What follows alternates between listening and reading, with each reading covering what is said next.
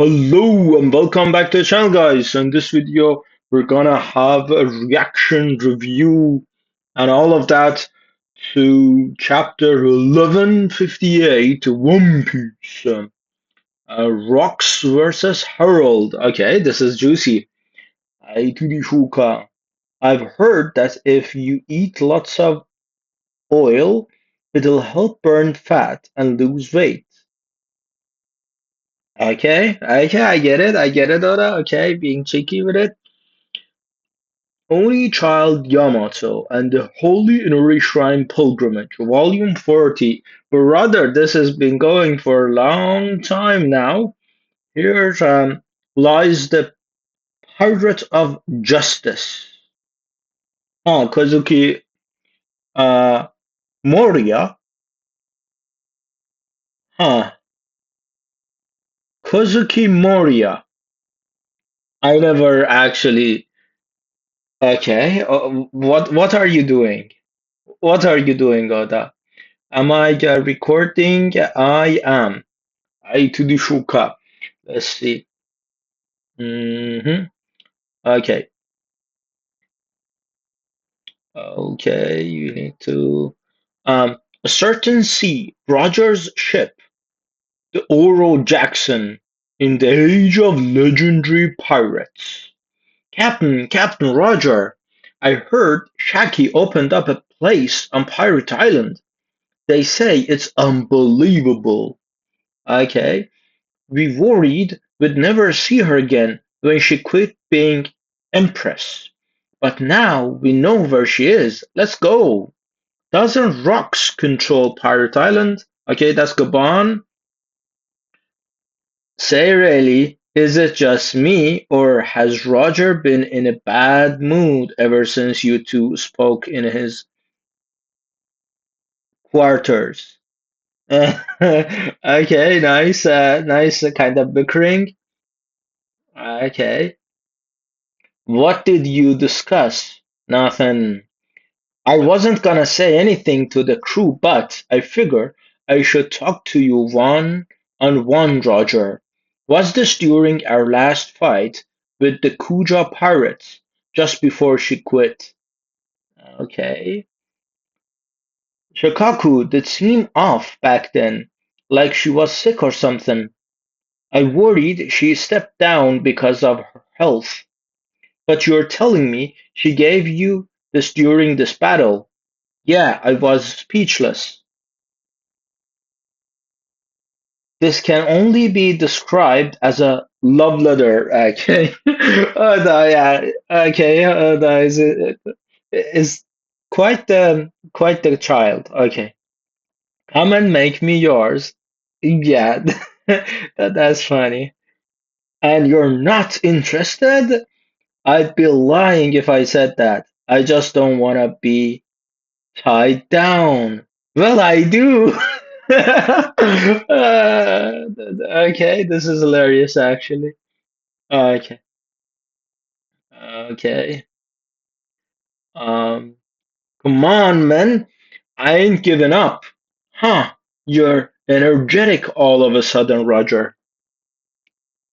Pirates live to plunder, and we don't stop till the prize is claimed. Ain't that right, fellas? Okay, yeah, okay. I see your life philosophy here, Oda.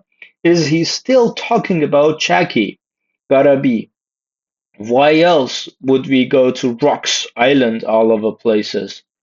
Of all places. Everyone's got an equal chance. Let's go and get her. Marks, I'm hungry. Make food. Okay, Marx, basically. Okay, who's gonna show up next? Nietzsche, Kierkegaard, Wittgenstein. Okay, it's already done. Dig in. Okay, nice. Ooh, we got Figureland. Sometime later. Okay, oh, that'll be kind of Odaing. 40 years ago, the holy land of Merijoa. You're impatient, Garling. The previous competition just ended.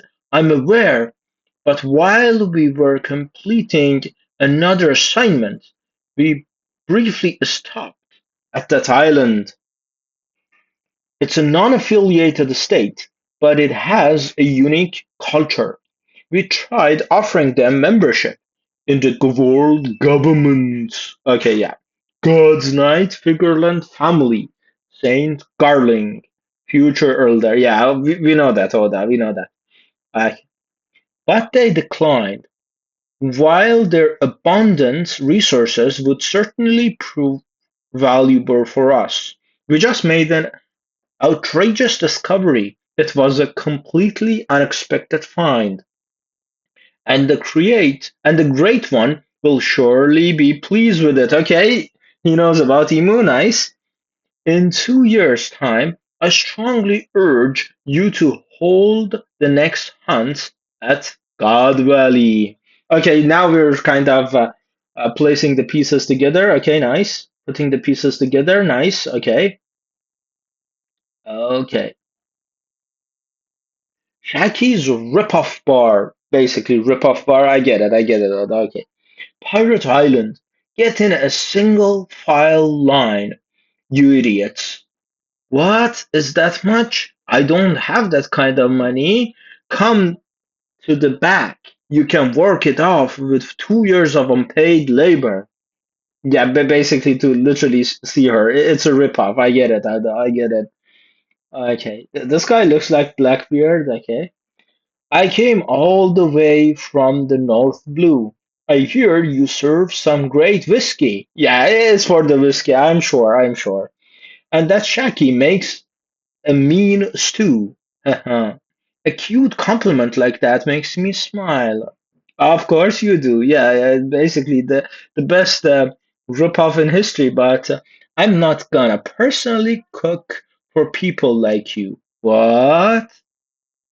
She's just how I dreamed. I'm so happy. Shaki-san, my special bean stew is ready, but we're out of whiskey. Use the cheap rum instead. Yeah, I get it. I get it. I get it. Anyways, here's your top quality whiskey. Three cheers for our host's poor service. Okay, I wouldn't be actually kind of surprised if she literally spit on it as well.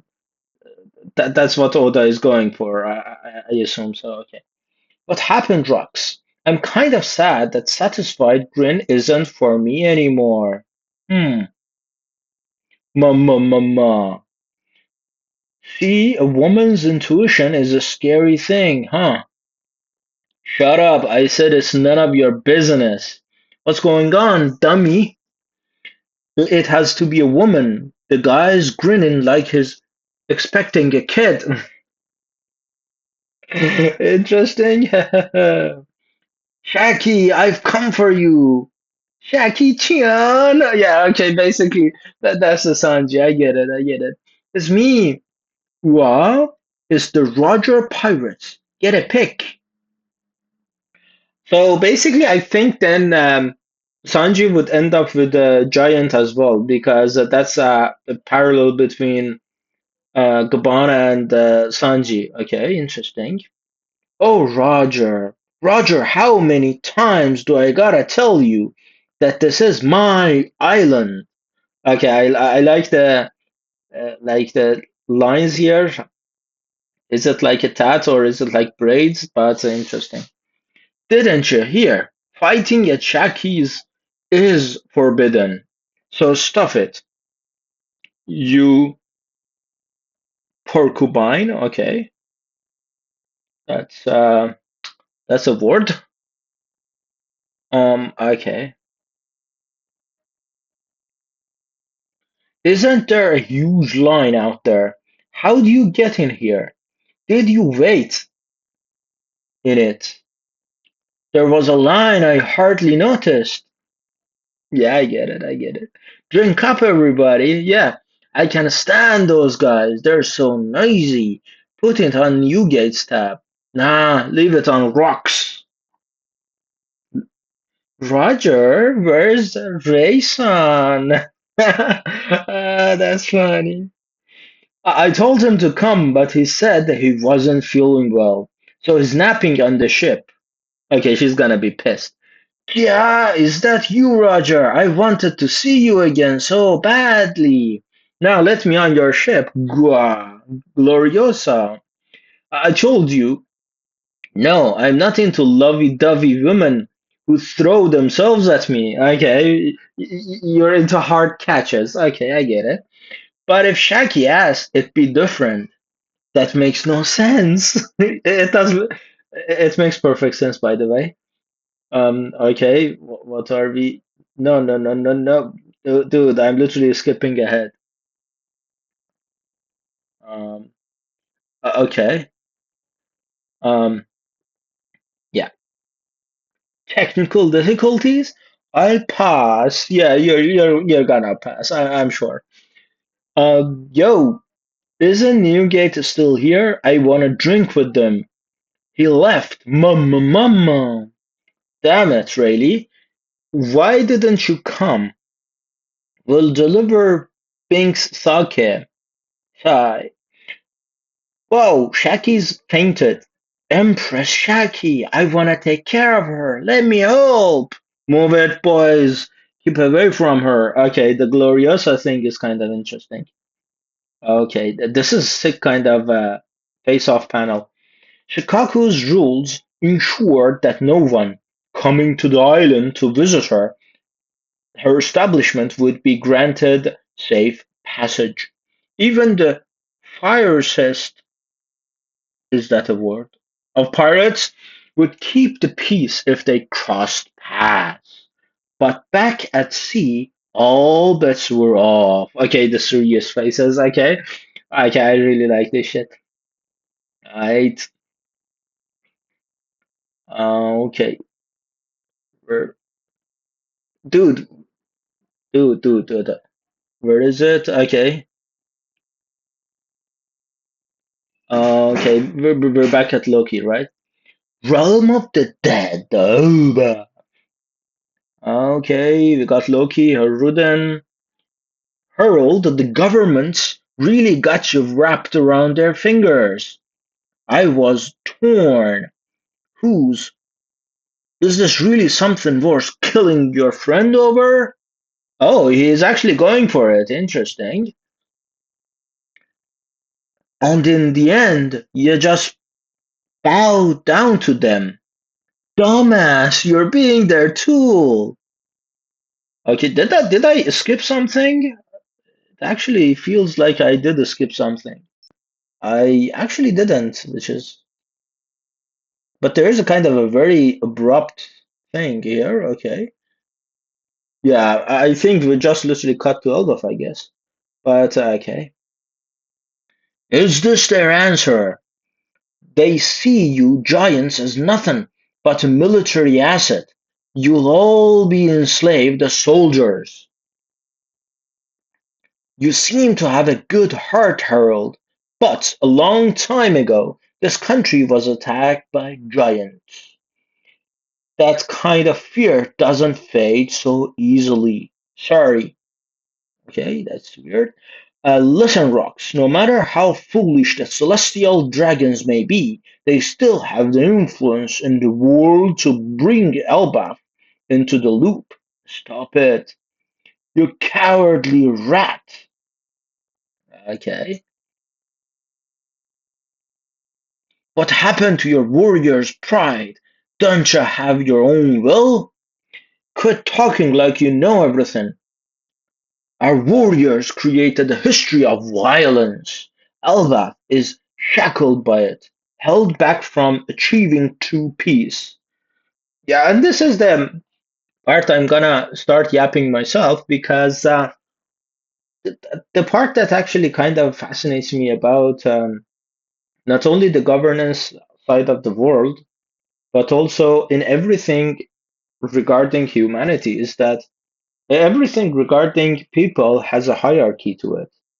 So, and everything has a duality. When you have peace, you have war as well. When you have silence, you have noise as well. You cannot have all silence. You cannot have all peace. it's just a fluctuation of it that happens. That um, someone has to pay the price, and that the whole kind of human civilization thing has been around just determining what metrics determine the hierarchy. Like to this days, to this day, the hierarchy is determined by the nowadays is determined by connections and attention and basically leverage. So, but this wasn't the same like 200, 500 years ago. We had a time that would have royal blood as the metrics of the hierarchy. You would have um, credentials, you would have um, all of that. But now, these days, is attention. Attention is everything. Attention is basically, this is the short kind of memo of the whole thing regarding attention economy. This is going to be a philosophical kind of tangent of the whole thing. That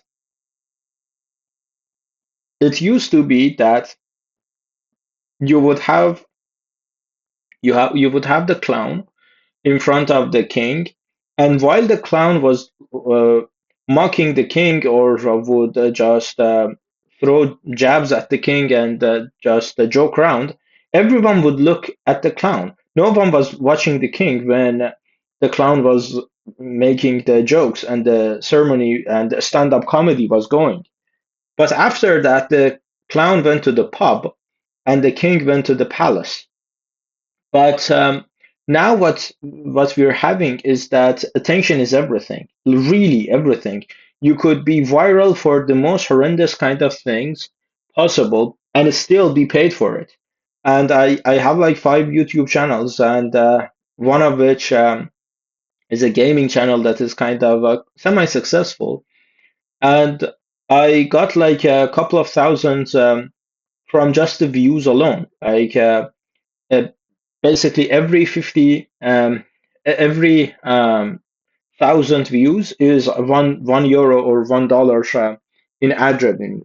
So I had a couple of videos that were, and this is the compounding effect of it, 50,000 views on one video, and it pulled me from 200 subscribers to 2,000. And uh, not only it gave me 50 euros itself by the views alone and the ad revenue alone, and it like cascaded the next videos bare minimum of views staying at 1 or 2,000. Before that would be like 200. So basically, and it goes even further than that. When you have a channel at sitting at 20K, specifically a gaming channel, whenever a new game or a new kind of browsers or anything related to gaming, even like headsets and earpods, whatever, come to the play, you basically just get an offer of just 10 minutes of naming the product, wearing the product, showcasing it, and whatever. And you get about like 20K to 30K um, like either dollars or euros as a sponsorship fee because you have like 20,000 subscribers. That's where it starts, give or take.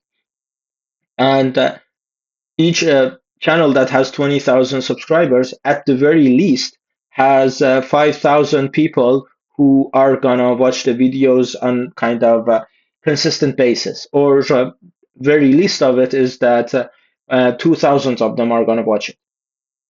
And 2000 purchasing a product, the probability of them purchasing even like 100 of them purchasing the product is going to exceed the 30,000 they invested. So they literally go to channel and all of that. And the attention economy is peaking because you have iShow Speed, you have Mr. Beast, you have all of these people that literally are buying stocks in NBA or performing at the World Cup because that's the attention economy's kind of peak um, uh, convergence that not only attention and eyeballs basically are now resource distribution factor that they used to be nothing like that, the clown or the entertainer would not be paid as much as a king or be even kind of crowned as king. So you have this influx of kind of uh, resources being concentrated towards these kind of things. People quit their jobs doing YouTube or doing Twitch or um, because you can earn in 30 k with just 20k subscribers, which isn't much after like 1 or 2 years of sustained YouTube in a specific kind of niche. Could be Minecraft, could be other games or music review kind of channels. And the aspect of it would be that you can earn 10 minutes 30k, and 30k is the current allocation of any kind of PhD program across Europe, and I don't know about United States, but across Europe, every top top five even universities allocate 30k to a full 1 year PhD. So you have 1 year of PhD at 30k. At the same time, you have 30 minutes or 10 minutes of sponsorship sitting comfortably making videos and sharing your ideas about things to 20 k subscribers that you have, and you would literally match that. So of course now the trend is that people are becoming only fans. They're becoming Twitch streamers, they're becoming YouTubers, they're becoming anything that is rewarding attention. There are 90 years olds who are doing Instagram challenges, that TikTok challenges, because that's the rewarding of the society. But where it collapses, and it's the collapse for attention economy is near 5 to 10 years maximum, is that when you reward the attention and you reward performance of expertise, you reward the actual the performance itself and being a clown or being a kind of an entertainer. A city cannot be run by clowns. A city cannot be run by entertainers. This is the funny part, because before attention economy in the 2000s, it was the overabundance economy of credentialism. Whenever you are a professor or you were a business owner, you were someone with skills and actual credentials with gate-kept knowledge, you would be valued at the top of the food chain and the hierarchy. And this is why we transitioned to the attention economy, because everyone was knowledge capping so bad that everyone was literally having PhDs, and everyone was literally having the value of knowledge would be the premium. So this is the era that uh, and this is the fascinating part. This is the era that everyone who wanted to be famous, who wanted to actually be kind of noticed, they quoted Nietzsche. They would quote like some philosopher. But these days, because the reward factor has kind of flipped, now I know a philosophy professor who is a very great friend of mine, and a philosophy kind of he teaches philosophy, and his couple of friends, they are quoting Anthony Hopkins as a philosopher because his kind of credential, which is the attention now, out outranks them.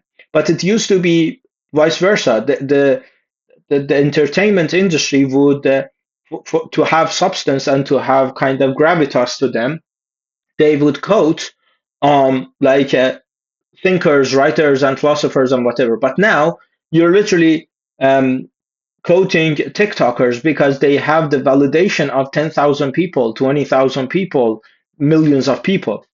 So this is the problem with every kind of modes of governance, that you need to have, there is a hierarchy, and the hierarchy is not to be denied. So when there is a hierarchy, some people starve, some people eat to the fullest level of their actual fill. And there's a kind of Spanish film built on this as well. The premise is the name is Platform. Basically, they are placed in a different hierarchy of a prison. The first the first people get the food and they literally piss on it because the lower levels are gonna get the remnant of the food. And basically, when you reach even the bare minimum of the half of the floors, there is no food and people eat each other. But the food is supposed to be literally, if everyone eats, it's proportionate to actually their fill. Food for would be for everyone. And even now, and this is one of my favorite kind of analogies of the movie industry, that e- even as of now, the thing that is happening is that the resources of the planet are overabundantly enough for 10 billions even if everyone had equal. But no one can have equally because people who would try harder would stop trying because their field would be kind of equal. The people who don't try, they would just try to smart the system, be smarter and get more because if they're getting enough, they can get more by doing nothing. So there's a hierarchy, and communism and like everyone could have the bare minimum doesn't work either. So the only thing is that what is kind of congruent to um, the establishment of the hierarchy. Do you want attention or do you want the performance of expertise? Be the distribution factors and the concentration factor of the resources. If you want, and people have wanted this, this is the current reality of the world, that we have more billionaires under age of 30 than ever before in history, and we have more kind of gap between actual hope of a better future than the Great Depression and COVID combined, which is never to be seen in literally human history.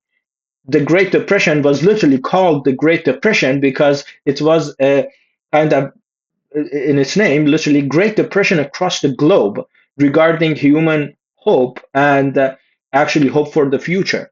This is what the attention economy has done because having performance at the top of the food chain means that you don't have the substance. And when you don't have the substance, people who are performing the kind of substance, they're literally removing people with substance, and people with substance could actually and fix and kind of operate every system they're in more efficiently because they have the substance. But when the rewards are not going towards substance, but the performance of the substance, the performance gets valued. So basically, the current heat wave that engulfed Europe. A friend of mine is literally the go-to expert of this, but he doesn't get the actual kind of job in the European Commission because not only is young, but also he cannot perform his expertise. He has the expertise. He literally predicted the heat wave like 3 to 5 years ago. But yeah, we're gonna see where this is gonna go. And am I still recording? That's the problem. Okay, we are recording. I didn't go deep on the tangent either. That's nice. Consider our business closed. You won't be getting another invite from me again. I'm a king. I can't throw away my people's lives by following a villain like you into a losing battle. Okay, yeah, Rux is not a villain here. Oda is literally screaming that. I get it. There was no true conclusion, but the unorthodox friendship has come to an end. The two would not meet again for some time. Not until the day of a certain incident. Yeah, I get it. Like it's the God Value thing. More news about Drox. He isn't coming back, Loki. Shut up, you lying hag.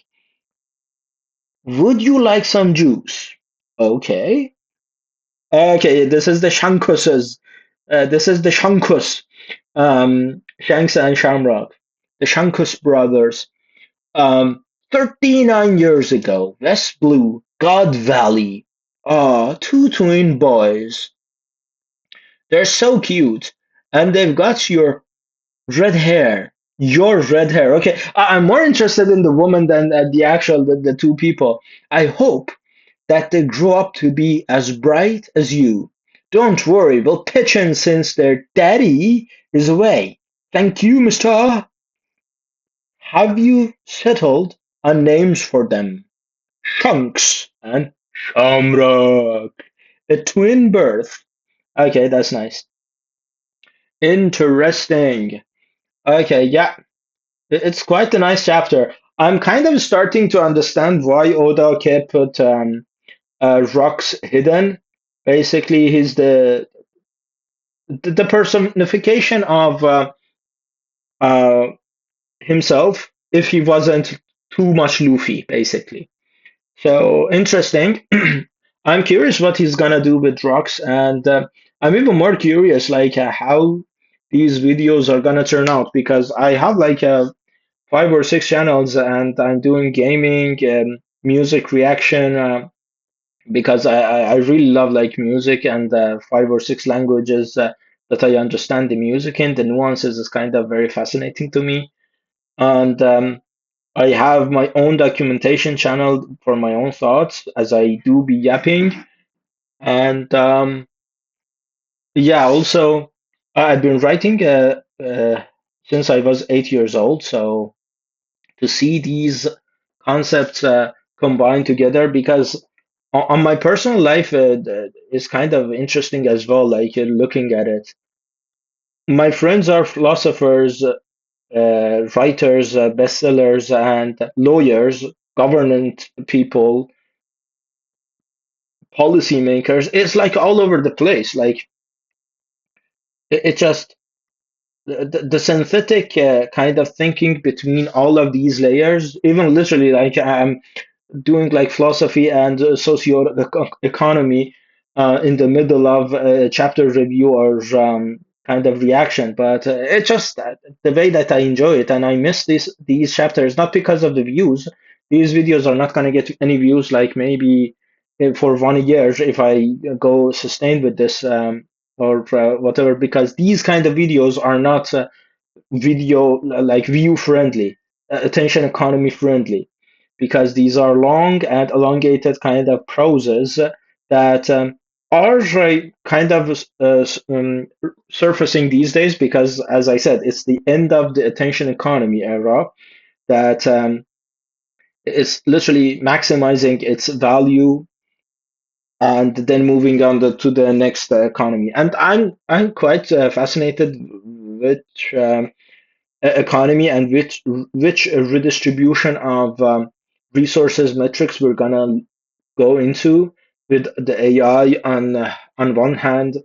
On the other hand of it, attention economy is seemingly growing larger and larger because everyone is going to YouTube, everyone is going to um, it's the same thing that everyone wanted to become a programmer. Everyone wanted to become doctor.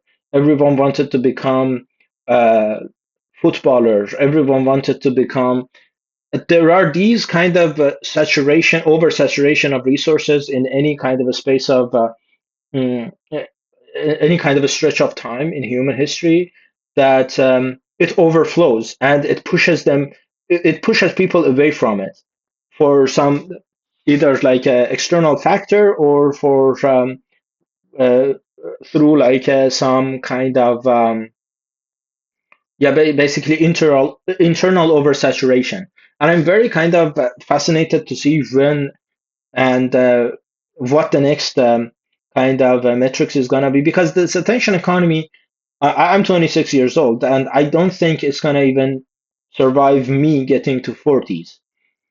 I really doubt that the attention economy that is literally chokeholding the world these days by the performance of, because now the world runs on three things. One is the attention economy. Every attention, every publicity is good publicity. You can literally narrate the narrative and kind of reframe the narrative into your to your favor if you have enough eyeballs. If you have literally a video of your viral video with 1 million views, and you can literally reframe the kind of attention that it got and use that attention into a kind of sustained systematic way of either introducing yourself to the world or however it is, it's gonna turn into actual kind of revenue for you. I know like some people who have like 2 million followers over Instagram and are flat broke because they cannot use that. Specifically with Instagram, you can have millions of views on one video and you could still have like 10K subscribers or kind of followers because people are not there for you, they're for the views, they're for the one video that got their attention, the 3 to 5 second attention span. But you can still use that and use the same formula and push them to maybe YouTube, where even 10, like 100K, if 1 million views on Instagram is turning into 10K views on YouTube, you still get the from that 10K views, you get like about 200 kind of subscribers. Then you compile that, and immediately you kind of max out the sustenance that got you those views. Uh, so YouTube is the way, basically. And the second one is the factionalized alliances, specifically with the whole governance in the digital era. That I'm talking with like policy people, governmental figures, and lawyers regarding specifically AI and the geopolitical kind of factionalization of the whole thing. Is that basically we're moving towards a world that each faction, as of now, literally represented by visas and the hierarchy of importance of a nationality and belonging to each faction is going to be just even more and more kind of secluded. And even now, basically, my friend is not getting employed at all because he's Iranian and he's a high risk hire. The same thing goes for me because um, I'm a high risk hire in a digital governance because I'm Iranian, and that's the second one. The first one is the attention economy. If I was an Iranian who was a viral kind of persona, the Iranian thing wouldn't matter because the attention economy would override that, and that's the like all of these kind of leverages that people are using. That the kind of the social pressure, all of that is the cause of the attention economy. The second one is the factualization of the factions and the fractions of each faction that you belong to and the alliances. And the third one is actually the contacts and the connections and who you know. And that's another factor that a friend of mine who's one of the greatest privacy lawyers in Europe actually got me into an interview and skipped like 4 stages of the interview, and I literally failed the interview because I was too ahead of the role, because they wanted me for a junior role and they said, okay, there's nothing junior about this guy. So even their big boss couldn't bully me into the position because there's a hierarchy to it. If if I had literally, let's say, if I had 100K kind of um, even like followers on LinkedIn, let's say 100,000 followers on my LinkedIn, I would say, okay, this firm didn't accept me because I was too ahead of the role, and they would literally nuke that kind of firm, law firm, which is like a magic circle firm. But it didn't happen because it was just a contact. So this is the 3 layers of what the world runs on these days, which is attention economy, and the second one is the factions you belong to. If you are Canadian, I have a very great Canadian friend. Whenever I go with him, and he says he's Canadian, we're just accepted immediately because there's a duration for Canada across the globe. But if you are from United States, Iran, Israel, even India, or some of these countries, there is this kind of consensus against you, and there's a bias that you need to bypass. And the third one is, of course, the contacts, who you know. Like for instance, for me, and this is how I made my friends, and the friends that I have these days is that I cold emailed a writer who became my friend, and that writer is a great writer, philosopher, bestseller, all in one. I used that relationship as leverage and contact another kind of lawyer. I showed my thinking to the lawyer, so he himself understood the thinking is kind of quality thinking, but he wasn't sure if other people could see it as well because these people have like social capital to kind of protect. And I immediately showed my connection and introduced him to the writer, to the philosopher. Then immediately they got kind of acquainted and they become more kind of both of them grew deeper kind of connections with me because now not one person, two-person justifies this kind of thinking and whatever. Then adds the third one, you literally keep compounding people on top of each other because this is how society works that you need to not only show that you are valuable to people, but also you need to show that not only you're valuable to this person, you're also valuable to that person as well. And if there is this consensus of value, people are gonna start giving you more opportunities, more connections, more kind of introductions because there's a hidden consensus about your value, so it's going to lower the risk of them exposing more about themselves and about their kind of their network. Basically, this is basically the three things the world runs on these days, but it's not going to stay that way. It hasn't stayed that way 50 years ago, 100 years ago. The world wasn't run on attention, who you know, and kind of geopolitical factions as hard as it is, as intense as it's running these days. And it's not going to stay the same for the next 50 years. I have my own theory and actually my own frameworks for how it should run the next 50 to 100 years until the next wave hits. But yeah, we're gonna see what's gonna happen first. Maybe I'm gonna build the second phase of it myself. But for now, we're just gonna enjoy Shanks and Shamrock. And yeah, it's 42 minutes video. And yeah, hope you enjoyed the philosophy, the reaction, the whatever. But till the next one, peace.